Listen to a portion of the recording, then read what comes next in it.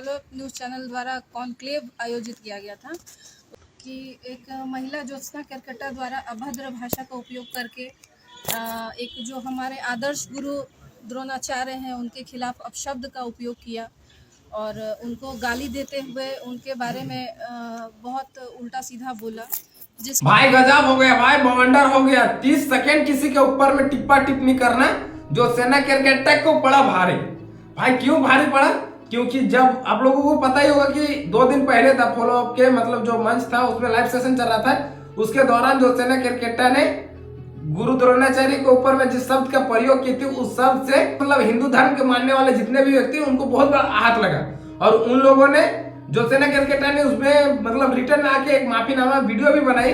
पर भाई जिसको आहत लगा वो लोग तो मानेंगे नहीं। ये जिस तरीके से दूसरे समुदाय के लोगों को गाली गलौज करके निकल जाते थे और कुछ समुदाय के लोग इस बात की रिएक्ट नहीं करते थे, पर हिंदू धर्म को मानने वाले इस बात का घोर निंदा कर रहे और वो थाना गए हैं और थाना में इसके नाम पे एफआईआर भी किया है और एफआईआर के साथ ही साथ इसका मतलब गिरफ्तारी की भी मांग कर रहे हैं। जिस तरीके से कुछ दिन पहले आप लोगों ने देखा होगा जब इसका चरित्र पे बात आया था, इसके मतलब इसके ऊपर जब बात आया था तो कूद के जिस तरीके से SC ST थाना चल गए थे और इसने एक बहुत ही ज्यादा मतलब इसको रील बनाने का शौक ना बहुत ज्यादा है। किस तरीके से वहाँ रील में बोल रही थी, थोड़ा देखिए वीडियो क्लिप। बहुत किया यूट्यूब पर टर अब बेटा जाओगे सीधे लाल घर, ठीक है देख लो।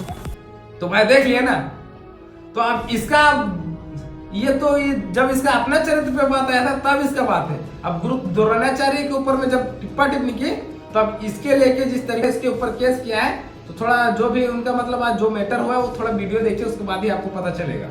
कुछ दिन पहले एक मीडिया द्वारा जो कॉन्क्लेव चलाया गया तो उसमें आपने देखा है महिला है ज्योत्सना केरकेट्टा जो आज का ज़माने में हो गया ना कि कुछ भी बोल दो, उलझुल कोई भी बातें, उससे संस्कृति सभ्यता और कोई अनुशासन से कोई लेना देना नहीं है। उसी तरह की एक वाकया हुई जिसमें ज्योत्सना केरकेट्टा ने हमारे सनातन संस्कृति के धर्मगुरु द्रोणाचार्य जी, जिनके मतलब नाम लेते ही हमारे रोंगटे खड़े हो जाते हैं, इस तरह के गुरु के लिए अपशब्द का प्रयोग किया गया। हम मतलब उसको अनुभूति जो उसकी हो रही है, जो हमारे अंदर जो उसका जो आग उबल रहा है उसको हम बयां भी नहीं कर सकते शब्दों में।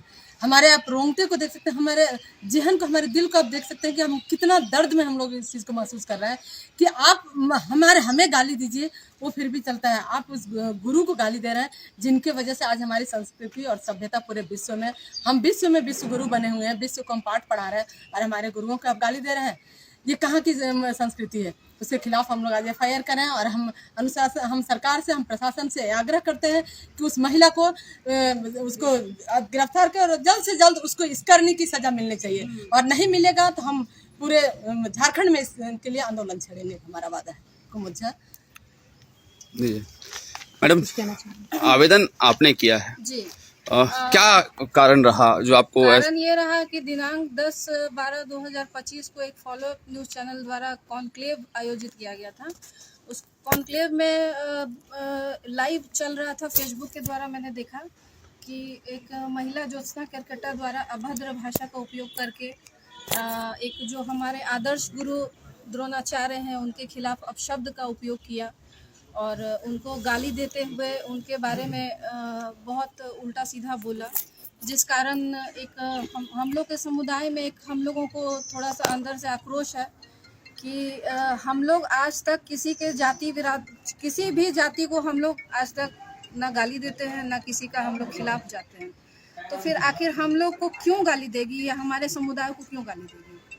आज आप अगर किसी ST पे आप अगर अपशब्द का उपयोग कर दीजिए तो इन लोग SC ST का केस कर देते हैं। तो आज हम जनरल हो के हम लोग सिर्फ क्या गाली खाने के लिए रह गए हैं और हमारे समुदाय पे, हमारे आदर्श को इन लोग गाली देते हैं और हम लोग को चुपचाप सुनना चाहिए और बर्दाश्त करना चाहिए?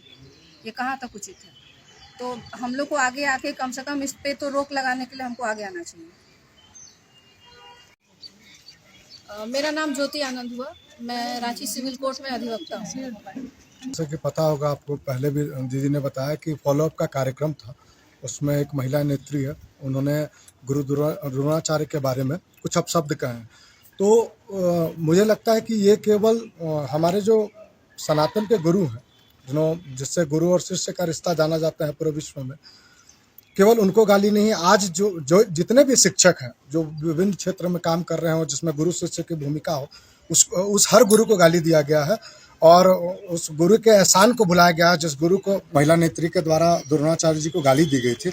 ये केवल गाली द्रोणाचार्य जी को नहीं थी बल्कि गुरु शिष्य परंपरा जो भारतवर्ष में सब लोग जानते हैं उन सबको गाली दी गई थी जो आज गुरु के पेशा निभा रहे हैं या उनकी भूमिका निभा रहे हैं। मुझे लगता है कि ऐसे लोगों पर कठोर कार्रवाई होनी चाहिए जो कि हमारे ही धर्म में रहकर, अगर उनको इतना खराब लग रहा है वो धर्म छोड़ के चले जाए। वो हमारे ही धर्म में रहकर हमारे ही गुरु शिष्य परंपरा को गाली दे रही है और मतलब हमको नहीं लगता है कि केवल उनकी गलती है। वो जिस प्लेटफॉर्म पर बैठी थी मुझे लगता है ऐसे चुंदे मुंदे लोगों को वहाँ पर प्लेटफॉर्म पर बैठा के उल जलूल कुछ भी नहीं बोलवाना चाहिए। वो अपने हद में रखकर बोले जो भी बोल रही हैं और समझना चाहिए उनको कि अगर हम लोग किसी के भावनाओं को ठेस पहुंचाने के लिए काम नहीं करते तो उनको भी ऐसा कोई काम नहीं करना चाहिए कि हमारे भावनाओं को ठेस पहुंचे। वरना समाज के लोग हैं, समाज जागरूक है, आज यही दिखाने के लिए आए हैं कि अगर आप कुछ भी गलत बोलिएगा हमारे धर्म के खिलाफ, हमारे समाज के खिलाफ, हमारे गुरु परंपरा के खिलाफ, तो आगे आने वाले टाइम में आपको भी झेलना होगा। लेकिन अर्चना जिनके नाम आप ले रहे हैं, सॉरी ज्योत्सना केरकेटा का नाम ले रहे हैं, वो फेसबुक अकाउंट में उन्होंने माफीनामा वीडियो बना के डाला भी है, तो क्या उससे माफ करेंगे? माफीनामा गर्दन काट दीजिए फिर माफी दीजिए। हम उनके माँ बाप को गाली देते हैं। मेरा नाम अन्नू पाठक है और मेरा मांग यही है, ठीक है, वो माफी मांगी है, वो सोशल मीडिया में आके माफी मांगी है, तो मेरा कहना है कि वो आंसू नेत्री है वो, और सुदेश महतो खुद सामने आके माफी मांगे तभी हम लोग उसको माफ करेंगे। किसी प्रतिष्ठित पार्टी की नेत्री दो होकर मिनट हम कहना चाहेंगे, उन्होंने आप शायद उसका वीडियो जो माफीनामा उसने डाला है, आपने उस वीडियो को भी देखा होगा। उस वीडियो में उसने ये कहा है कि मैंने सिर्फ द्रोणाचार्य का नाम लिया है इसलिए मैं माफी मांग रही हूँ। उसने ये नहीं कहा है कि मैं द्रोणाचार्य को गाली दी हूँ इसलिए मैं माफी मांग रही हूँ। मतलब साफ और स्पष्ट शब्दों में माफी नहीं मांगी है वो। शब्दों में माफी नहीं मांगी है वो, इनडायरेक्ट वे में उसका कहना है कि मैंने गुरु द्रोणाचार्य का नाम लिया है सिर्फ इसलिए मैं माफी मांग रही हूँ। जबकि हम लोगों में आक्रोश इसलिए है कि उन्होंने गुरु द्रोणाचार्य को गाली दिया, हरामखोर बोला गया। कल के गए पार्टी की नेत्री अगर इस प्रकार का कोई बयान देती है तो मुझे लगता है कि उनके आला कमान को भी सोचना चाहिए कि वो किस तरह के लोगों को नेता बना रहे हैं। क्या भविष्य ऐसा ही रहेगा? अगर हमने ये हुआ, हम भी राजनीति कर रहे हैं, हम भी समाज सेवा से जुड़े, अगर उल जलूल बकने लगेंगे तो कौन पार्टी हमको मौका देगा? और किस प्रकार का, जिनको भी जो भी उन लोगों को संरक्षण दे रहे हैं, उस नेत्री को जो भी संरक्षण, उनको सोचना चाहिए कि आज वो द्रोणाचार्य को गाली बक रही है तो कल भगवान को भी गाली बके, कल परसों को आपको भी बकेगी। इसमें कोई बट नहीं है। अगर सर ना गुरु द्रोणाचार्य जो है, गुरु द्रोणाचार्य हैं, आज हमारे देश में गुरु द्रोणाचार्य के नाम से राष्ट्र पुरस्कार गौरवान्वित होता है, तो आप उसको कैसे गाली दे सकते हैं? कल के गए अगर ज्योत्सना केरकेटा फिर सामने आके माफी मांग ले तो क्या उन्हें माफ कर देंगे आप? नहीं, बिल्कुल नहीं, ये माफी के लायक नहीं है। हम लोग चाहते हैं कि इसमें सख्त कार्रवाई हो और उसको सजा हो।